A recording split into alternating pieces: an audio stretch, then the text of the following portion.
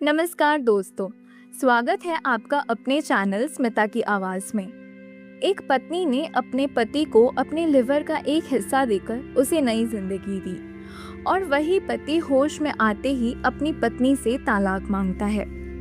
ये शायद ही किसी के लिए विश्वास करने जैसा होगा, पर हमारी आज की कहानी एक पत्नी का प्रेम में सुमित ने अपनी पत्नी रागिनी के साथ बिल्कुल ऐसा ही किया था।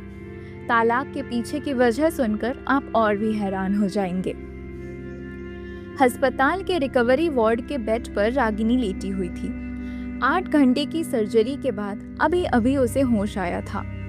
होश आते ही वार्ड में मौजूद नर्स से उसने पहला सवाल किया, सुमित कैसा है? क्या उसे होश आ गया? नर्स जवाब देती है, हाँ मिसेस रागिनी शाह, आपके पति को होश आ गया है और वो ठीक है। रागिनी फिर उतावली होकर नर्स से पूछती है, मैं उनसे मिलना चाहती हूँ सिस्टर, वो किस वार्ड में है?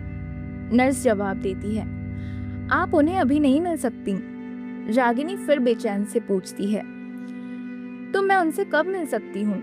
नर्स जवाब देती है, हम आपको बता देंगे, अभी आप आराम कीजिए, अभी अभी आपकी सर्जरी हुई है, आप वार्ड के बाहर नहीं जा सकती।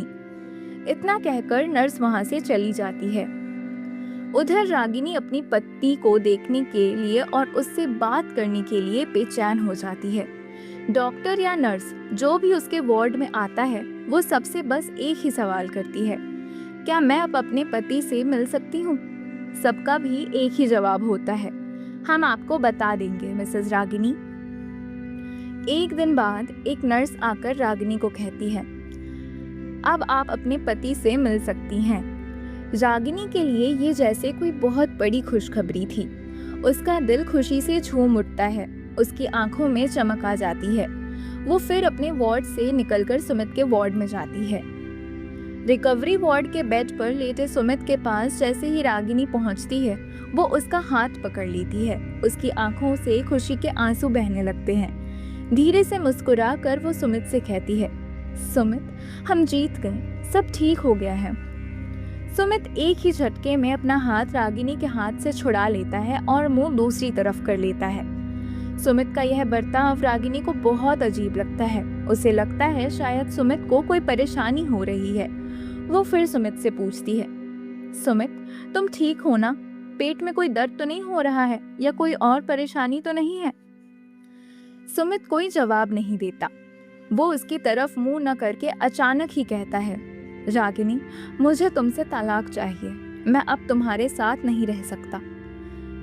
ये क्या कह रहे हो सुमित? रागिनी को अपने कानों पर विश्वास ही नहीं हो रहा था। जिसको उसने जिंदगी दी वो उसकी दुनिया उजाड़ने की बात कैसे कर सकता है? होठों पर हल्की मुस्कुराहट लिए रागिनी फिर सुमित से कहती है, सुमित, तुम मजाक कर रहे हो ना? मेरे साथ प्रैंक करने की आदत तुम्हारी हमेशा से है, पर इस समय तो मजाक मत करो। मैं तड़प रही थी तुम्हारे पास आने के लिए, तुमसे बात करने के लिए, और तुम हो कि। इतना कहकर रागिनी सुमित के गले लगने की कोशिश करती है, पर सुमित उसे रोक लेता है और सख्त आवाज में कहता है, रागिनी, मैं तुमसे कोई मजाक नहीं कर रहा हूँ, आई एम सीरियस, मैं तुमसे सच में तलाक लेना चाहता हूँ। तलाक, ये छोटा सा शब्द रागिनी के दिल में किसी सुई की तरह चुभ गया। उसे ऐसा लग रहा था जैसे किसी ने कांच का पिघलता हुआ टुकड़ा उसके कान में डाल दिया हो। उसकी आंखों से आंसू बहने लगते हैं। वो टूटी हुई आवाज में सुमित से कहती है, सुमित, अचानक तुम्हें ये क्या हो गया है? तुम ये कैसी बातें कर रहे हो? 2 दिन पहले तक तो सब कुछ ठीक था, अब अचानक क्या हो गया कि तुम मुझसे तलाक मांग रहे हो? रागिनी खुद को रोक नहीं पाती और फूट पड़ती है, लेकिन सुमित पर इसका कोई असर नहीं पड़ता। रोते हुए रागिनी कहती है, मैंने सोचा था मुझे देखते ही तुम खुश हो जाओगे, मेरा हाथ पकड़कर कहोगे, चलो रागिनी, एक नई शुरुआत करते हैं। दुख तकलीफ का वो दौरा अब खत्म हो गया है, अब जीवन में सिर्फ खुशियां ही खुशियां होंगी। पर यहाँ तुम मुझे छोड़ने की बात कर रहे हो। खुशहाल जिंदगी थी 32 साल के सुमित और 30 साल की रागिनी की। महज 2 साल हुए थे उनकी शादी को। सुमित का एक मोबाइल शॉप था और रागिनी एक प्राइवेट कंपनी में जॉब करती थी। माँ वंदना शाह और पत्नी रागिनी के साथ सुमित का एक छोटा सा परिवार था। सब कुछ सामान्य चल रहा था। सुमित और रागिनी अक्सर यहाँ वहाँ घूमने भी जाते थे। पार्टी में जाना उनकी जिंदगी का हिस्सा बन गया था। हर संडे किसी न किसी पार्टी का इनविटेशन उन्हें मिल ही जाता था। दिन बीतते गए। सुमित और रागिनी अपना बेबी प्लान कर रहे थे। अचानक उनकी जिंदगी में काले बादल छा गए, जिसने उनकी खुशियों को ढक लिया था। सब कुछ उथल पुथल होने लगा। सुमित में कुछ दिनों से कुछ सिम्टम्स दिखाई देने लगे थे। वो कमजोर हो गया था, थोड़ा सा काम करके ही थक जाता था। उसका खाना पीना भी कम हो गया था। सुमित को लेकर रागिनी को चिंता होने लगी थी। उसमें और भी कुछ सिम्टम्स थे जो किसी बीमारी की ओर इशारा कर रहे थे। रागिनी कहती है, सुमित चलो तुम्हें डॉक्टर के पास ले चलते हैं। पर सुमित रागिनी की बात को इग्नोर कर देता है। उल्टा वो रागिनी से कहता है, रागिनी मैं जिम जाने वाला फिट बंदा हूँ, रोज घंटों जिम में बिताता हूँ, मुझे कोई बीमारी नहीं हो सकती। रागिनी जब सुमित को डॉक्टर के पास जाने के लिए किसी भी तरह राजी नहीं कर पाती तो वो अपनी सास वंदना से कहती है, मम्मी जी आप ही सुमित को समझाइए ना कि वो डॉक्टर को दिखाए।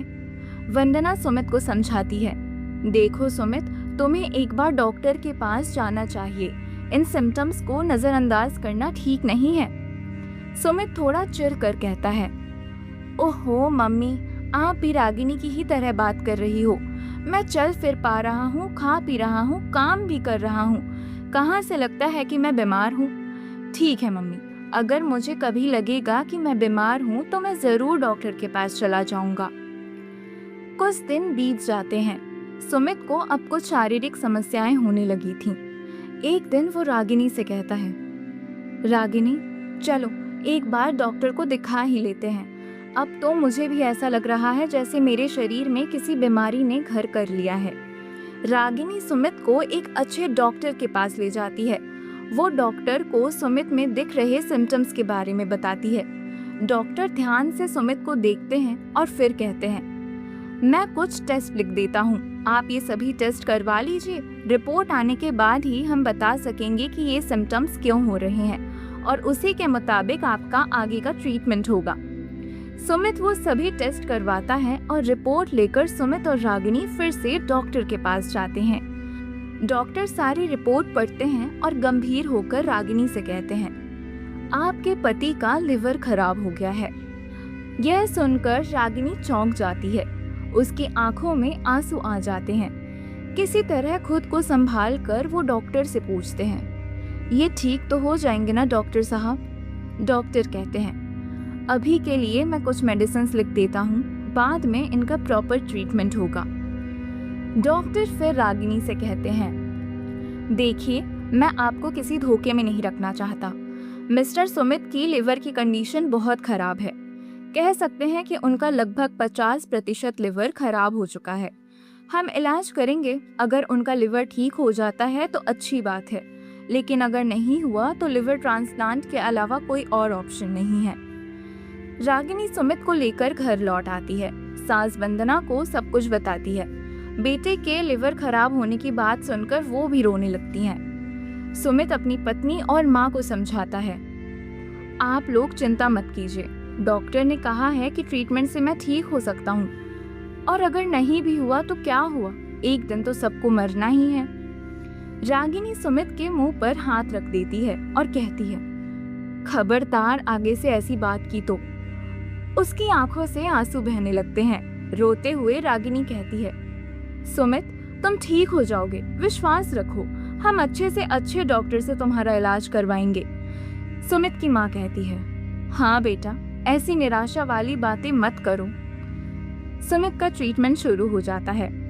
उसे अच्छे से अच्छे ट्रीटमेंट और मेडिसिन दी जाती हैं। अलग अलग डॉक्टरों की ओपिनियन ली जाती है, लेकिन सुमित पर इलाज का कोई असर नहीं हो रहा था। दिन ब दिन उसकी हालत खराब होती जा रही थी। फिर डॉक्टर ने वो बात कही जो शायद रागिनी कभी सुनना ही नहीं चाहती थी। डॉक्टर कहते हैं, मिसेस रागिनी शाह, अगर आप अपने पति की जान बचाना चाहती हैं तो उनका लिवर ट्रांसप्लांट करना होगा। यह सुनकर रागिनी अंदर से टूट जाती है। पर फिर भी खुद को संभाल लेती है और कहती है, आप लीवर ट्रांसप्लांट की व्यवस्था कीजिए डॉक्टर साहब। डॉक्टर कहते हैं, इसके लिए किसी को अपने लिवर का एक हिस्सा पेशेंट को डोनेट करना होगा। रागिनी कहती है, मैं अपना लिवर अपने पति को डोनेट करूंगी। डॉक्टर कहते हैं, पर इसके लिए आपका ब्लड ग्रुप आपके पति से मैच होना चाहिए, आपका लिवर फंक्शन अच्छा होना चाहिए और आपकी हेल्थ कंडीशन भी ठीक होनी चाहिए, तभी आपके लिवर का एक हिस्सा आपके पति के शरीर में ट्रांसप्लांट किया जा सकता है। इसके बाद रागिनी का ब्लड टेस्ट, हेल्थ कंडीशन और लिवर फंक्शन की जांच की जाती है। सभी रिपोर्ट्स में रागिनी अपने लिवर का एक हिस्सा अपने पति को देने के लिए फिट पाई जाती है। रागिनी और सुमित फिर हॉस्पिटल में एडमिट होते हैं। 7 घंटे की लंबी सर्जरी के बाद रागिनी के लिवर का एक हिस्सा सुमित की बॉडी में ट्रांसप्लांट किया जाता है। ऑपरेशन सक्सेसफुल होता है, लेकिन जिस सुमित को रागिनी ने अपने अंग का एक हिस्सा दिया, वही सुमित उसे तलाक देने की बात कर रहा है। 1 हफ्ते बाद सुमित और रागिनी को हॉस्पिटल से डिस्चार्ज कर दिया जाता है। दोनों घर लौट आते हैं, लेकिन सुमित अभी भी अपने तलाक देने के फैसले पर अड़ा रहता है। सुमित के तलाक देने की बात जब वंदना को पता चलती है तो वो हैरान रह जाती है। रागिनी सुमित से बहुत प्यार करती है। उसने उसकी जान बचाने के लिए अपने अंग का एक हिस्सा दे दिया था और सुमित उसका शुक्रगुजार होने के बजाय उसे अपनी जिंदगी से निकालना चाहता है। रागिनी सुमित को तलाक देने के लिए तैयार हो जाती है। अगर सुमित की खुशी इसी में है तो वो अपने पति को तलाक क्या, उसके लिए अपनी जान भी दे सकती थी। लेकिन वो यह जानना चाहती थी कि आखिर किस वजह से सुमित उसे तलाक देना चाहता था। रागिनी सुमित से पूछती है, सुमित, अगर तुम मुझसे अलग होना चाहते हो तो ठीक है, मैं तुम्हें तलाक दूंगी, लेकिन तुम्हें मुझे ये बताना होगा कि आखिर मुझसे ऐसी कौन सी गलती हो गई जिसकी वजह से हमारे रिश्ते में तलाक की नौबत आ गई। सुमित कहता है, देखो रागिनी, तुमने मुझे अपना लिवर देकर मेरी जान बचाई, मुझे एक नई जिंदगी दी, इसके लिए मैं हमेशा तुम्हारा आभारी रहूंगा। लेकिन मैं तुम्हारे इस एहसान के बोझ तले दबकर तुम्हारे साथ नहीं जी सकता। तुम्हारे सामने मैं खुद को बहुत छोटा और कमज़ोर महसूस करता हूँ। एक पति होने के नाते जहाँ मुझे तुम्हें सब कुछ देना चाहिए था, वहाँ मैंने ही तुम्हारे शरीर का एक अंग ले लिया। मुझे तुमसे नज़रें मिलाने में भी शर्म आती है, इसलिए बेहतर होगा कि हम दोनों अलग हो जाएं। सुमित के तलाक देने की वजह सुनकर रागिनी दंग रह जाती है। वो कहती है, सुमित, तुम ये क्या कह रहे हो? जैसे एक पति का फर्ज होता है अपनी पत्नी की रक्षा करना, वैसे ही एक पत्नी का भी फर्ज होता है अपने पति की रक्षा करना। तुम्हारी जान बचाने के लिए अगर मुझे अपने लिवर का एक हिस्सा तुम्हें देना भी पड़ा तो इसमें कौन सी बड़ी बात है? लिवर तो अपने आप फिर से बढ़ जाता है, मेरा शरीर भी पहले जैसा हो जाएगा, इसमें किसी को कोई परेशानी नहीं होगी। लेकिन सुमित कहता है, कुछ भी हो रागिनी, मैं तुम्हारे इस एहसान के बोझ के साथ तुम्हारे साथ एक ही छत के नीचे नहीं रह सकता। तालाक के बाद तुम अपनी जिंदगी नए सिरे से शुरू कर सकती हो, किसी और से शादी करके फिर से अपना घर बसा सकती हो। सुमित की यह बात सुनकर रागिनी रो पड़ती है। वो कहती है, तुमने तो मेरी दुनिया ही उजाड़ दी, अब मेरे पास बचा ही क्या है जो मैं अपनी जिंदगी को फिर से सजा सकूं। सुमित के रागिनी को तलाक देने के पीछे की अजीब दलील सुनकर वंदना भी हैरान रह जाती है। वो अपने बेटे को अपने ही हाथों अपना घर उजाड़ने से रोकती है, लेकिन सुमित अपनी माँ की बात भी नहीं मानता। सुमित ने तलाक के पेपर्स तैयार कर लिए थे, बस दोनों के साइन होने की देरी थी। अपने पति का घर हमेशा के लिए छोड़ने के लिए रागिनी अपना सामान पैक कर रही थी। तभी उसे कैंसर अस्पताल से एक फोन आता है। वहाँ की एक रिसेप्शनिस्ट उसे अस्पताल आने के लिए कहती है। ये सुनकर रागिनी हैरान रह जाती है। वो सोचने लगती है कि आखिर कैंसर अस्पताल में उसे क्यों बुलाया गया।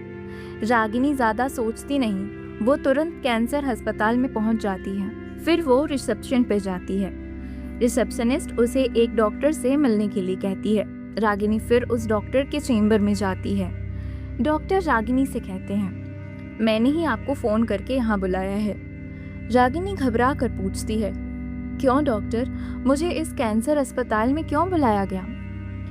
डॉक्टर गंभीर होकर कहते हैं, मिसेस रागिनी शाह, जब आपके पति का दूसरे अस्पताल में लिवर का इलाज चल रहा था तभी उनके शरीर में कैंसर के शुरुआती सिम्टम्स पाए गए थे।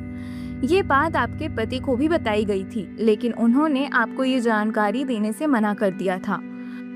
उस समय हमने उनकी बात मान ली क्योंकि उनका लिवर ट्रांसप्लांट होना था।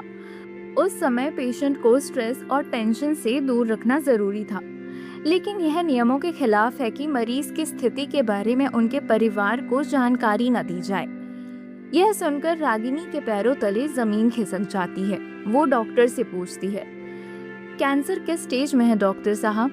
डॉक्टर जवाब देते हैं, कैंसर अभी फर्स्ट स्टेज में है। सही इलाज किया जाए तो मरीज ठीक हो सकता है, लेकिन इसमें खर्चा बहुत आएगा, लगभग 15 लाख। रागिनी तुरंत कहती है, डॉक्टर साहब, हम पैसों का इंतजाम कर लेंगे। आप बस ये बताइए कि पेशेंट को कब हॉस्पिटल में एडमिट करना है। डॉक्टर कहते हैं, जितना जल्दी हो सके अपने पति को हॉस्पिटल में एडमिट करा दीजिए। कल से ही ट्रीटमेंट शुरू किया जा सकता है। रागिनी हॉस्पिटल से घर पहुंचती है और अपने पति से लिपटकर रोने लगती है। रोते हुए वो कहती है, सुमित, तुमने मुझे बताया क्यों नहीं कि तुम्हें कैंसर है? सुमित रागिनी से अपनी कैंसर की बात छिपा कर रखना चाहता था, लेकिन रागिनी को उसकी इस बीमारी के बारे में पता चल ही गया। सुमित की आंखों से आंसू बहने लगते हैं। वो कहता है, लिवर ट्रांसप्लांट में हमारी सारी सेविंग्स खत्म हो गई। अब मेरी कैंसर की ट्रीटमेंट कराने के लिए हमारे पास पैसे नहीं हैं, इसलिए मैंने तुमसे यह बात छिपाई। सुमित फिर कहता है, और मैंने तुम्हें तलाक देने का फैसला भी इसलिए किया ताकि मेरी मौत के बाद तुम किसी और से शादी करके एक नई जिंदगी जी सको। मैं नहीं चाहता कि तुम्हें एक विधवा की जिंदगी जीना पड़े। यह मैं कभी बर्दाश्त नहीं कर सकता। रागिनी रोते हुए कहती है, मैं विधवा नहीं सुमित, सुहागन बनकर जाऊंगी। तुम्हें कुछ नहीं होगा। मैं तुम्हें अपने आप से अलग नहीं होने दूंगी। हम तुम्हारा इलाज करवाएंगे। डॉक्टर ने कहा है कि तुम्हारा कैंसर फर्स्ट स्टेज में है। अगर इलाज होगा तो तुम ठीक हो जाओगे। सुमित कहता है, इलाज पर बहुत खर्चा है रागिनी, 15 लाख लग जाएंगे। इतने पैसे कहाँ से आएंगे? रागिनी कहती है, तुम चिंता मत करो, हम अपना घर गिरवी रख देंगे। मैं अपने सारे गहने बेच दूंगी। सुमित की माँ वंदना कहती है, हाँ बेटा, मैं भी अपने सारे गहने बेच दूंगी, पर अपने बेटे को ठीक करके रहूंगी। अगले दिन सुमित को कैंसर हॉस्पिटल में एडमिट कर दिया गया। अपना घर गिरवी रखकर रागिनी और वंदना के सारे गहने बेचकर और दोस्त रिश्तेदारों से उधार लेकर सुमित के ट्रीटमेंट का पैसा इकट्ठा हो जाता है। सुमित की केमोथेरेपी और रेडियोथेरेपी की जाती है। फर्स्ट स्टेज में कैंसर डायग्नोस होने के कारण सुमित कैंसर से जीत जाता है और कुछ ही महीनों में वो पूरी तरीके से ठीक हो जाता है। तो दोस्तों, इस कहानी से हमें यही सीख मिलती है कि अगर पति पत्नी में प्रेम और विश्वास हो तो बड़ी से बड़ी जंग भी जीती जा सकती है। जीवन में चाहे कोई भी मुश्किल क्यों ना आए, रिश्ता अगर मजबूत हो तो हर बाधा से लड़ा जा सकता है। ये कहानी आपको कैसी लगी, कमेंट करके हमें ज़रूर बताइएगा। वीडियो को एक लाइक और शेयर ज़रूर कीजिएगा ताकि और लोग इस कहानी को सुनने का आनंद ले सके। और आप ये वीडियो कहाँ से देख रहे हैं ये भी कमेंट करके बताइएगा। साथ ही चैनल को सब्सक्राइब भी कर लीजिएगा। तो मिलते हैं अगले वीडियो में एक और प्रेरणादायक कहानी के साथ। धन्यवाद।